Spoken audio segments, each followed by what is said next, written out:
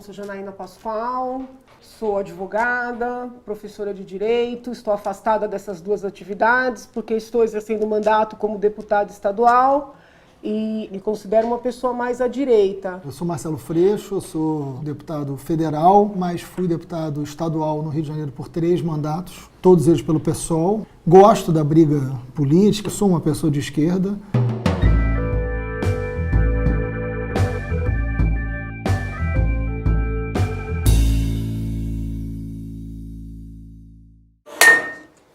Pode ser de qualquer uma? Qualquer um. Você pegou logo a da caveira. Tem alguém chamando a gente de Cello e Jana. Eu queria saber qual a opinião deles sobre essa briga direita e esquerda.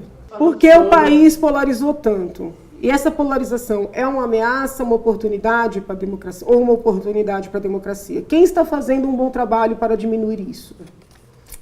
Eu perguntei, você começa a responder. A pergunta é para os dois, mas vamos lá, eu começo. Bom, Jana, eu acho que a gente vive um momento de uma polarização muito forte já há algum tempo. Né? Essa polarização não começa nesse governo, a gente precisa ser justo, isso já vem de um tempo para cá. Agora, existe um setor da política hoje movido pelo fanatismo, e é um setor grande, um setor considerável. Mas não é só hoje, né? Não é só hoje, não é só hoje. Mas o fanatismo, em qualquer fanatismo, a diferença tem que ser eliminada. Essa é a grande diferença entre o fanatismo e a democracia. Quem segue o fanatismo tem que eliminar a diferença porque busca uma sociedade iguais. Que eu estou no papel de entrevistadora e vou seguir. Isso a gente investe daqui a pouco. Deixa eu lhe perguntar, porque assim, eu tenho conversado com muitas pessoas mais alinhadas à esquerda que estão sentindo, né, essa polarização de maneira mais acirrada e estão sentindo esse fanatismo. Claro. A pergunta que eu faço a essas pessoas e agora faço a você, será que esse sentimento quase de medo que vocês estão vivenciando, e eu sinto que vocês estão vivenciando realmente, não é o mesmo sentimento que nós vivenciamos esses anos inteiros? Não sei. Submetidos a uma ideologia que se sentia, se tomava, se apresentava como a verdade. Dentro do pacote de ideias esquerdistas. Será que não foi extremamente ditatorial também? Acho que não. Foi um período eleito, como o Bolsonaro foi eleito. Agora, a lógica do medo, a lógica da perseguição política, a lógica da violência, isso não foi uma marca necessariamente do governo do PT. Aliás, uma pergunta anterior, quem é que está fazendo alguma coisa para mudar? Eu acho que muitos setores de todos os campos políticos estão buscando conversas, né? Aceitei de imediato a conversa com você. Dentro do Congresso eu converso muito com os setores que não são do campo da esquerda, com gente que você não imagina, o Alexandre Frota, que é uma figura daqui de São Paulo, que é do mesmo partido. Eu tenho um diálogo amplo com o Alexandre Frota. Isso não quer dizer que eu tenho que concordar com o Alexandre Frota, mas a gente tem um diálogo. Eu estou dando um exemplo, o Kim Kataguiri, a gente tem um diálogo amplo, coitado, saiu numa foto comigo, foi esculhambado pelo setor. Mas aí também é isso, aí também é um preço de quem a gente alimenta nas nossas redes, né? Então, esta lógica, esse nível de violência, eu estou dando um exemplo concreto, que é o Kim aparecer tomando café comigo, se ameaçar de morte, dentro do Congresso, a gente conversava sobre um projeto de lei. Esse tipo de medo, esse tipo de terror, eu não lembro isso ter acontecido nos anos anteriores, o que não quer dizer que não tivesse polarizações importantes. A polarização que nós vimos acontecer entre o PSDB e o PT durante um tempo, tanto nas vitórias do PSDB quanto nas vitórias do PT, eram polarizações que tinham seus excessos, mas estavam no campo democrático.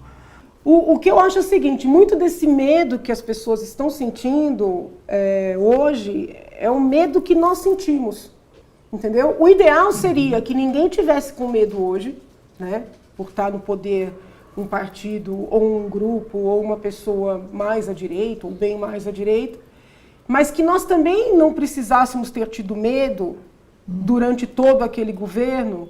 E o medo não era a questão partidária, o medo era a situação ideológica, porque dentro das empresas, dentro dos órgãos públicos, dentro das universidades, a perseguição era, e ainda hoje é, insuportável. Talvez você não tenha essa percepção porque você pensa parecido com a maioria nesses ambientes. Está compreendendo? Não sei se eu estou sendo clara. Deixa eu te falar, eu acho que isso é completamente inaceitável. Não estou concordando com essa prática. É o que eu estou dizendo, é o seguinte, estou dizendo que tem níveis diferentes. Essa polarização, eu vejo dessa forma, ela é resultado da imposição que essas pessoas que agora se libertaram sofreram por muitos anos, entendeu? Entendeu?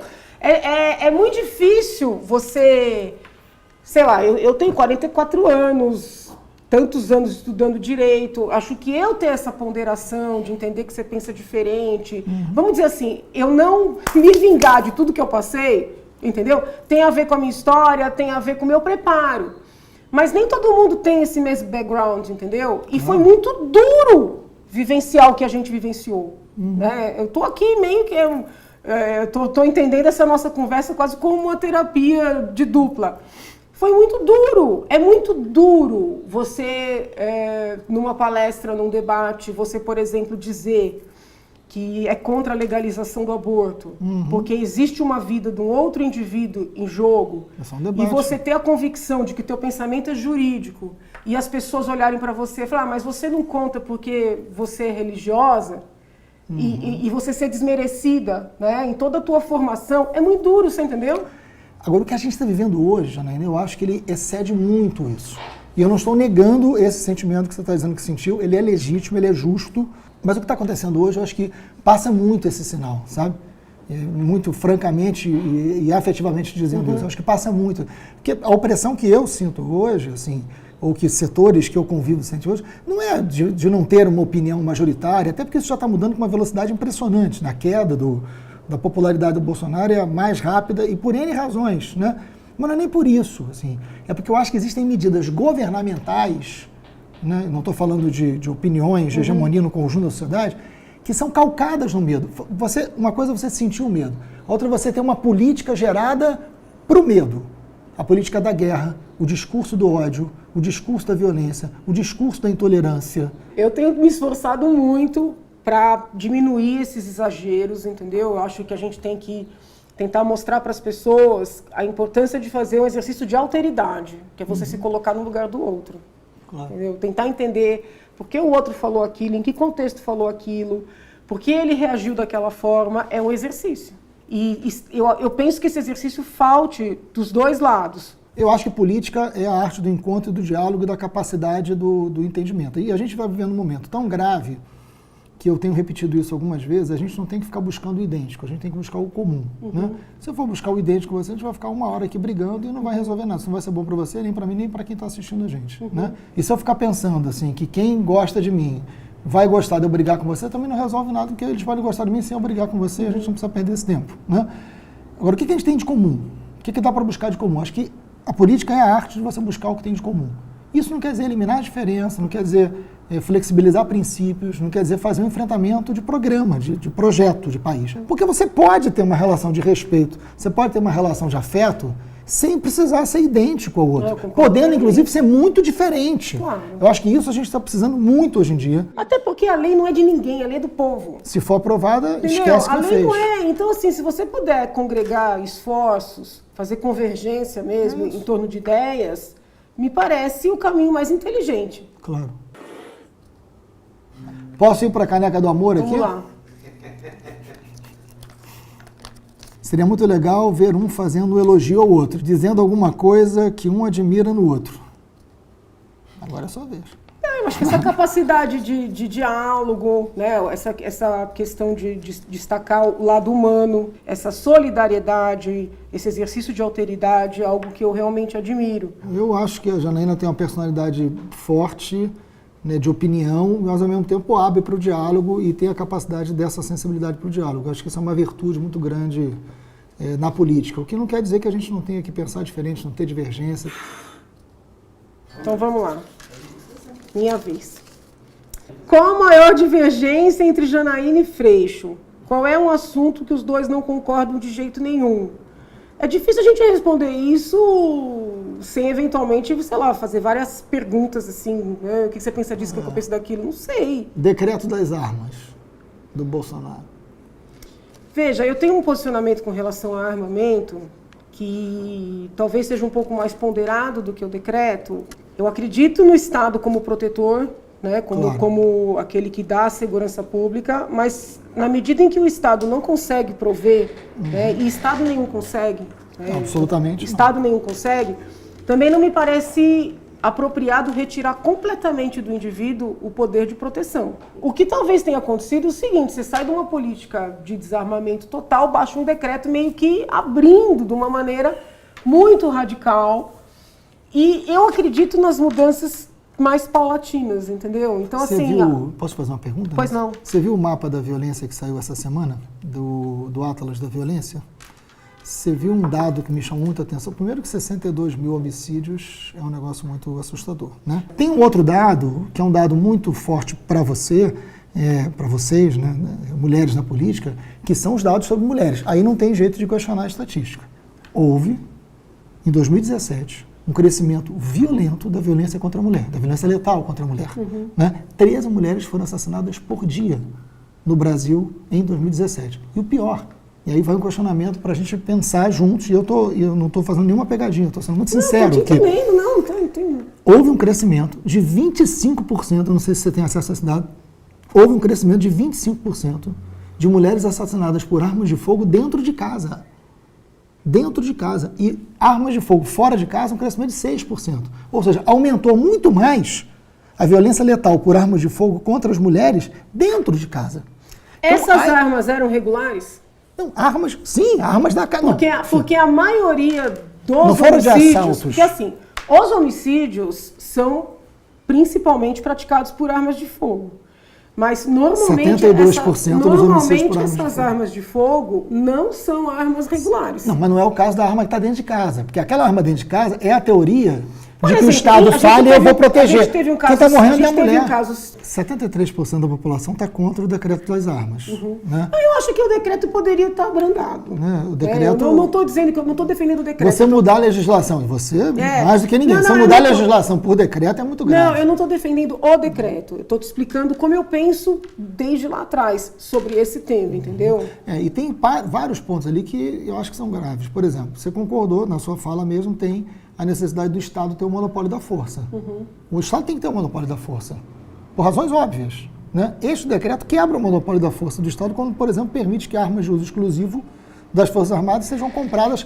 O decreto permite 20 categorias, são 19 milhões de brasileiros. Inclusive tem uma parte do decreto que permite que as pessoas comprem fuzil.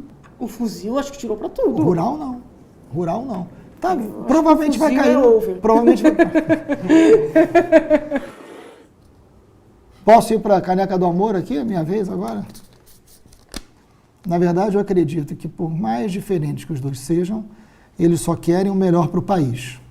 Cada um acredita em um caminho diferente para chegar lá, mas o destino é o mesmo, um país melhor. Então, eu queria saber deles o que é um país melhor. Poxa, o que é um país melhor?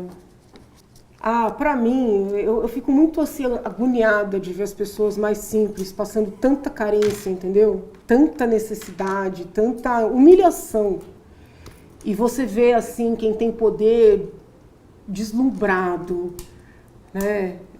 Eu vou dar um exemplo aqui, eu não estou querendo agredir ninguém, nem desrespeitar ninguém, mas aquele edital da lagosta com a bebida alcoólica para o Supremo, aquilo me agride pessoalmente, entendeu? Claro. O país que eu quero é o país onde as pessoas que têm poder entendam que ter poder é poder para servir, né? É poder para colaborar com a sua inteligência, com a sua cultura, com a sua informação, com o seu trabalho. Não é para isso, entendeu? Eu acho que a ideia de um mundo melhor é um mundo que coloca a educação em outro lugar. Né? É claro que um mundo melhor, eu quero um mundo mais justo, um mundo que possa ter mais oportunidade, um mundo que se amplie direitos e não que se restrinja direitos. O Brasil é o 9º país mais desigual do mundo, né, pelo índice de Gini, é o 9º país mais desigual do mundo. Isso não pode ser um bom país. Então a gente precisa ter garantias de saúde pública, mas a educação acho que tem um lugar que é a chance de você ter um povo com esperança. Um país que mata a educação, que mata a perspectiva da educação, que distorce o papel da educação pública, é um país que mata a esperança. Hoje, por exemplo, no Rio de Janeiro, aqui acho que é a Fundação Casa o nome, né? No Rio de Janeiro é Degase, 85% dos jovens que estão em medidas de internação estavam fora da escola. Então não é ali que a gente perde as crianças, é na escola, né? Que é o lugar onde a gente está perdendo a esperança, está perdendo a capacidade, né? E aí eu acho muito grave, né? Não sei, também não quero, essa pergunta é a pergunta do amor, né? Não é a caneca da caveira. Mas não dá para tratar a educação como balbúrdia, sabe? Não dá para ser desrespeitoso com o educador, Não dá para fazer da pasta da educação um lugar do medo, um lugar do ódio. Quem perguntou a última? Vou perguntar, pronto, tá aqui. Eu queria saber de alguma coisa que eles concordam, alguma lei, algum projeto. Eu acho que a gente concorda num ponto. Você deve ser contra a redução da idade penal, né? Sou. Então pronto, é nisso. Sou contra. Excelente. Mas vamos lá. Vamos para a caveira, né? E as pautas identitárias, feminismo, LGBT, etc., exageraram nas suas demandas e contribuíram para a polarização?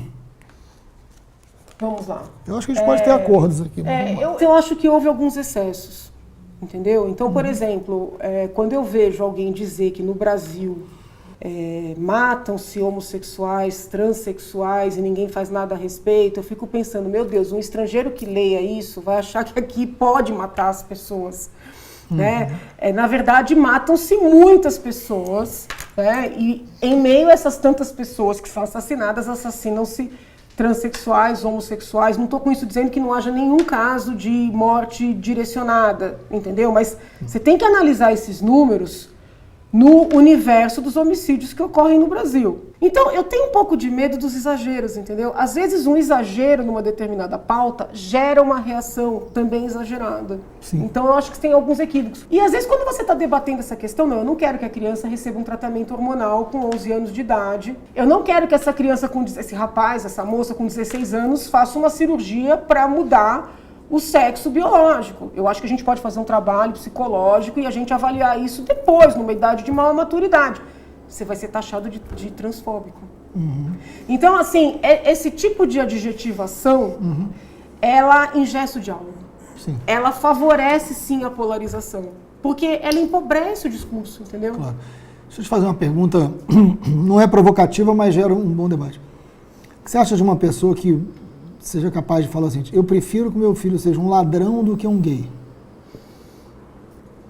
Olha, eu vou usar um termo aqui, mas é uma coisa meio ignorante, entendeu? Desculpa, essa frase é do Bolsonaro. Eu sei, eu jamais compactuaria com uma frase dessa. Por que eu estou perguntando isso? Porque esse é um limite importante. Por exemplo, o fato de você ter uma opinião divergente de uma determinada lei que está dentro do campo LGBT, isso não pode gerar sobre você uma acusação de homofobia ou qualquer coisa desse tipo. Você tem razão.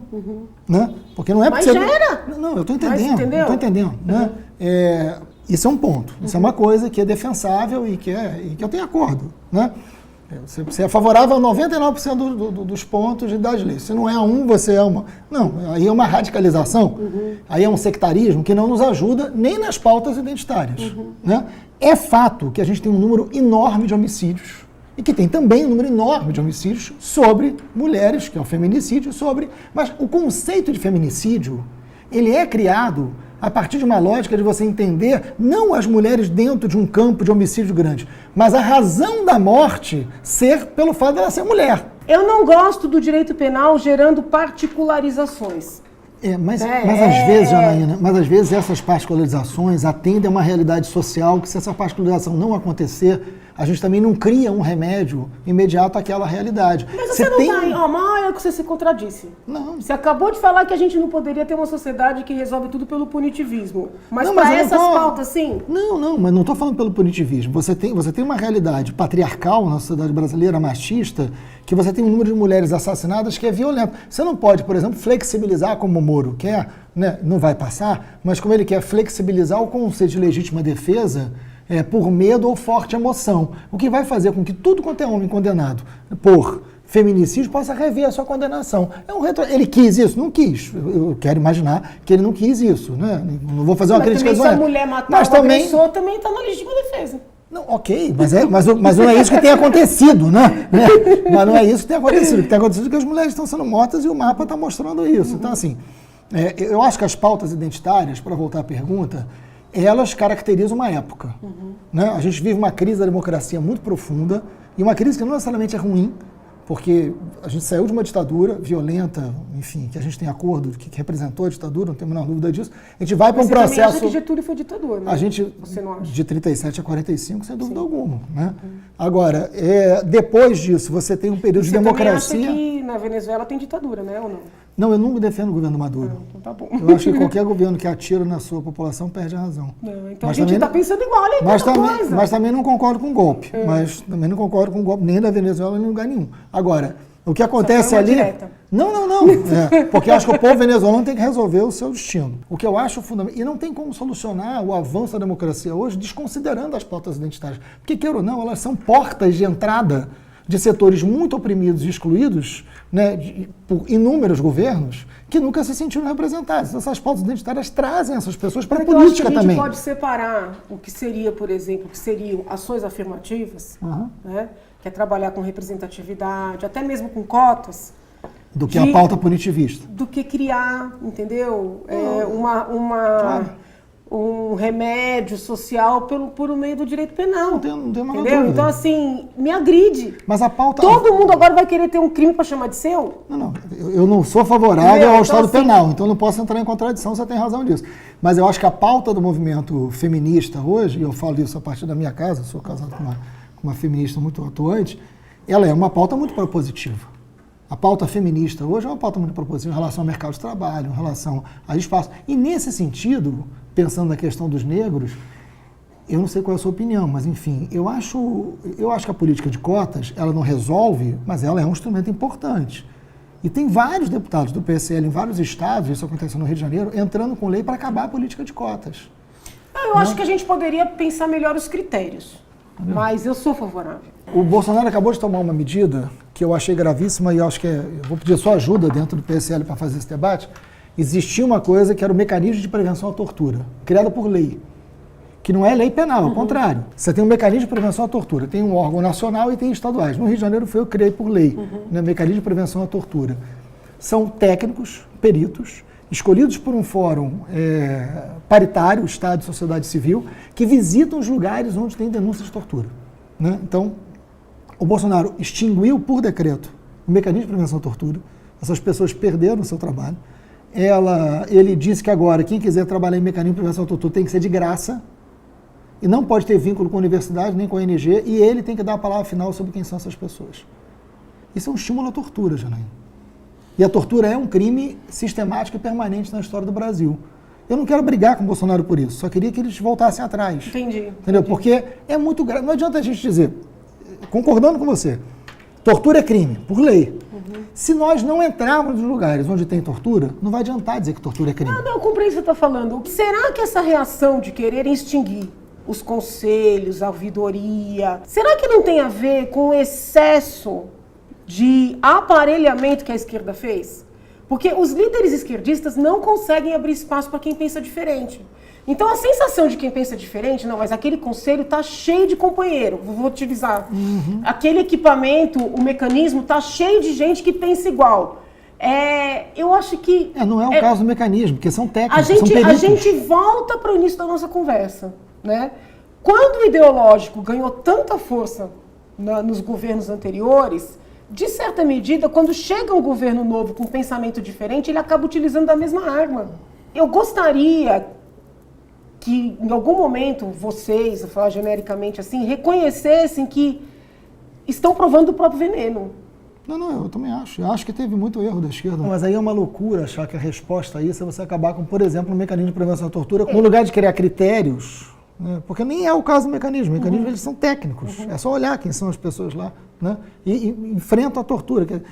O Bolsonaro é muito suspeito para falar sobre a questão da tortura, porque ele tem uma posição muito diferente da sua, eu né? compreendo. Historicamente. Mas ele não pode, como presidente da República, agir como um fanático que libera a tortura, porque a lei não permite. Né? Eu acho assim, o governo está no começo, entendeu? Acho que bem ou mal há pessoas ali que têm uma visão mais ponderada. Eu tive a oportunidade de conversar com o presidente, por exemplo, sobre essa questão de cotas, sobre o próprio ECA, né? A idade ele te ouviu? penal.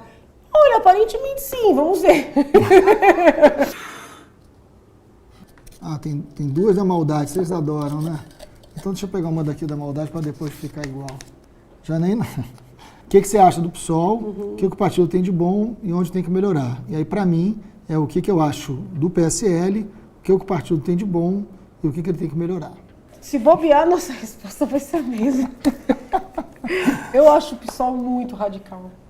Eu estou vivenciando lá, eu fico chocada. Aí quando você tenta estabelecer esse diálogo, elas repetem o que elas pensam. O mantra, né? Que quando a pessoa repete o mantra, ela inviabiliza qualquer diálogo, entendeu? Então, assim, eu acho muito radical. Mas aí não é só o PSOL, eu vejo isso no PT também. Eu ainda sinto a esquerda muito defensora da democracia de quem concorda, né? O PSOL, o PT. E quando eu vejo isso no PSL, eu falo. Não estou dizendo que não tenha também, eu falo. Porque você não pode ser democrático só quando a pessoa concorda. Até porque isso não é democrático. Entendeu? Deixa eu... Uma coisa boa. Tem ou não tem? Pode não ter. Vai, abre teu coração. Uma coisa boa. Não sei. Não estou conseguindo ver. Tá sendo Talvez radical, essa conversa aqui tá boa, entendeu? Pronto, fica aqui. Meu olhar sobre o PSL é a minha convivência na Câmara ali. É difícil, assim. Com alguns eu tenho uma relação. Tem uma parte da bancada do PSL que, a minha opinião, que aquilo não é uma bancada, aquilo é um acidente histórico. Por quê? Porque é muito ruim. É muito desqualificado. É um negócio bizarro demais. Agora a gente passou por você deve ter visto isso, eles queriam convocar na Comissão de Segurança o Glenn, o jornalista. Aí eles estão confundindo o jornalista com quem hackeou. Eles não conseguem saber que podem ser duas pessoas diferentes, que são. Né? Faz uma confusão. Aí eles queriam convocar o Glenn. Primeiro que não... Né? E aí eu fui para lá concordando. Eu falei, tá bom, vamos chamar o Glenn. Não pode tratar como criminoso porque ele não cometeu nenhum crime. Vamos ouvir o que ele tem a dizer no Moro. Aí eles se arrependeram e tentaram derrotar a própria proposta. Não estava sabendo disso. É um nível de patetice que eu vou te contar uma coisa. Então, assim, o PSL ganhou uma força antipetista muito forte, e que eu entendo. Mas as denúncias de corrupção sobre o presidente do PSL são muito graves. E aí não dá para dar 2 pesos e 2 medidas. Né? Eu entendo. Deveriam ser duros também. E eu não estou discordando de terem sido duros nas denúncias contra o PT. Mas não tem cabimento não querer falar das denúncias de corrupção envolvendo o presidente do PSL. Tem um grupo hoje que, lamentavelmente, é hegemônico do PSL, que falta preparo básico para estar no parlamento fazendo um debate. É isso, porque assim, é movido pela lógica do ódio, é movido por um acidente histórico, né? Não é movido por um projeto do país, pela construção partidária, pelo seu histórico de defesa de alguma coisa. Então, nesse sentido, é ruim. O que tem de bom é que eles têm uma responsabilidade, não é bom, né? Mas o que eles têm uma responsabilidade sobre o governo, sobre o país, que eles vão ter que amadurecer a fórceps, né? Eles vão ter que criar ali uma dinâmica republicana que eles não têm ainda. Como tem muita gente nova, esperança que amadureçam, né, e que consigam ter uma postura mais democrática ali dentro. Deus ouça. Vamos lá. Sou eu. Vamos lá. Vamos pro Caneca do Amor. Eu queria ver sugerindo uma série de filmes, será? Trotsky.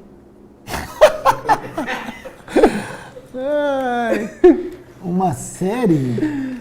Você assistiu Trotsky? Não. É muito bom. Você vai gostar muito de um filme chamado Green Book, já viu? Sim. Muito bom. Sim. Ai, rapaz, você me pegou de surpresa, porque eu não quero ser provocativo. Foi tão boa essa conversa. Pode ser um livro? Como Morrem as Democracias. Eu acho que é um bom livro. Ou Ruptura, do Castell. São momentos importantes para refletir sobre o Brasil.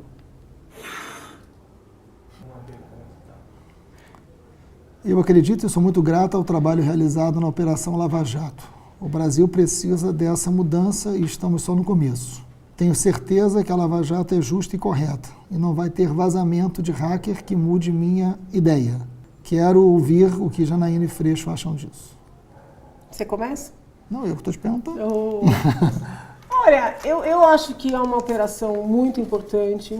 Foi um divisor de águas, pessoas que... E nem estou falando só do campo político, né? Pessoas que se julgavam acima da lei e da ordem foram alcançadas.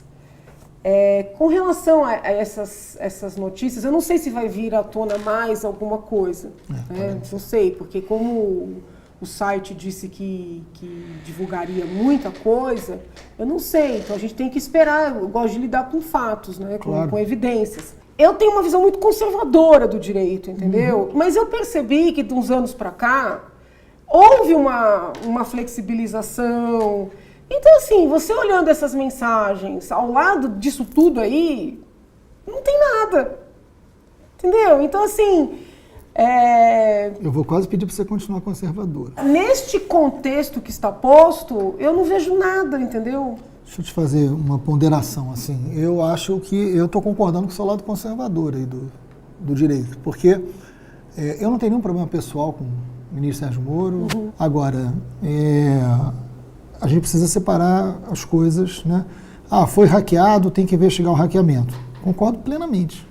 Só que eu acho que a melhor coisa para a Lava Jato, falei isso no Congresso, a melhor coisa para a Lava Jato, e presta atenção que não sou eu aqui dizendo contra a Lava Jato, a melhor coisa para a Lava Jato é investigarem o conteúdo do que foi divulgado.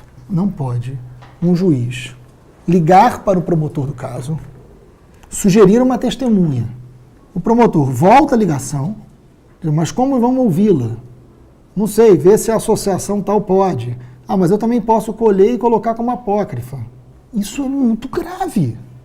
Isso em qualquer lugar do mundo. E presta atenção, em nenhum momento eu estou falando do réu. Eu não quero saber quem é o réu nesse caso. Não me interessa se o réu é A, B ou C. Não me interessa. Não está em questão o réu. Porque o juiz não pode agir conforme o réu. Isso é uma calamidade. Né? O juiz é o juiz. O juiz não está acima da lei. Né? A gente não pode ter na justiça os fins justificando os meios.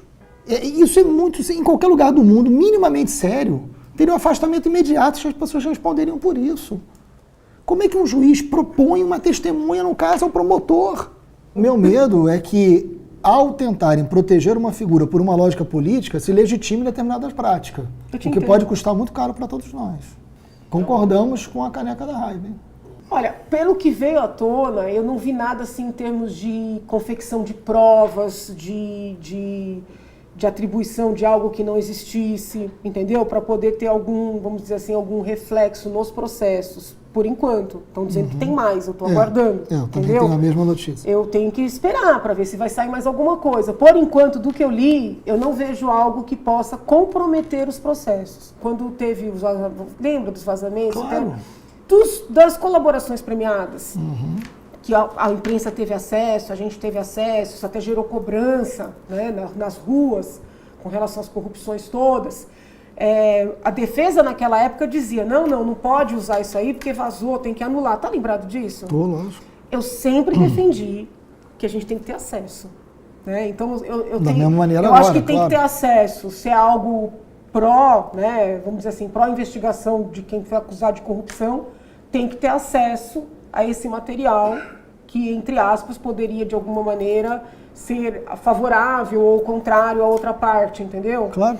Eu realmente sou uma defensora da liberdade de manifestação, de expressão, de circulação da informação. A gente tem acordo, eu não concordo com o hackeamento, acho que tem que ser investigado. Agora, o que não pode é abrir uma frente gigantesca no governo para investigar o hackeamento e não haver nenhuma iniciativa para investigar que é a o história conteúdo. do vazamento, né? Então, assim, tem que ter. Assim, e aí, como consequência, para responder a pergunta, assim, qualquer prova obtida de forma ilícita, ela está questionada, seja contra quem for, seja qual for a prova, em qual for o processo. Claro, por isso tem que ser investigado. É isso, tem que ser investigado. Esse caso tem que ser investigado, ninguém está acima da lei. Né? O princípio ali é muito grave, você não pode ter um juiz negociando com o promotor. O juiz tem um papel, o promotor tem outro.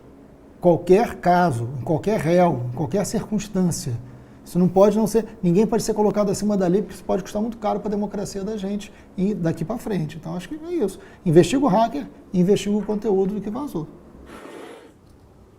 Rapaz, isso rende, hein? Bom, aqui a gente vai divergir.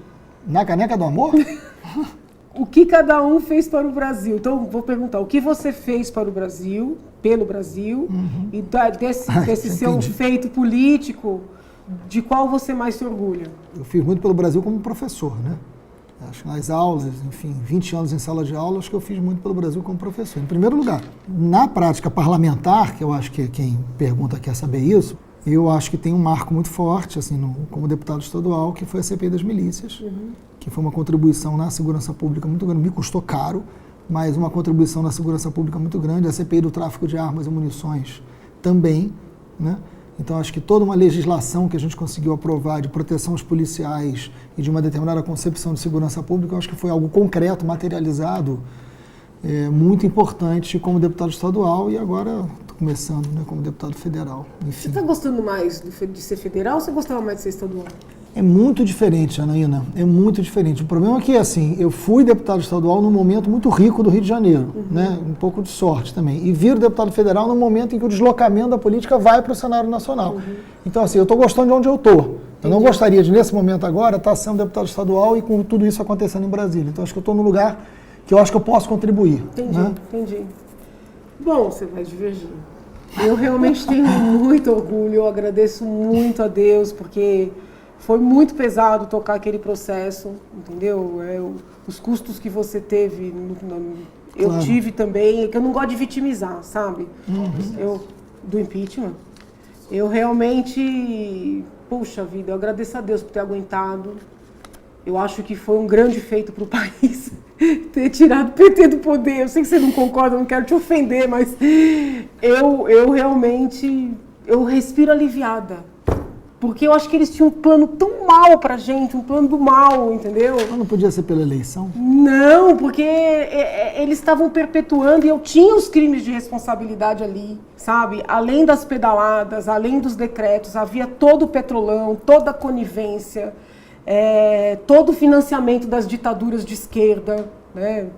Então, assim, é que é chato eu ficar falando essas coisas pra você. Não, eu não era do governo. A gente Mas pensa diferente. eu realmente me orgulho disso.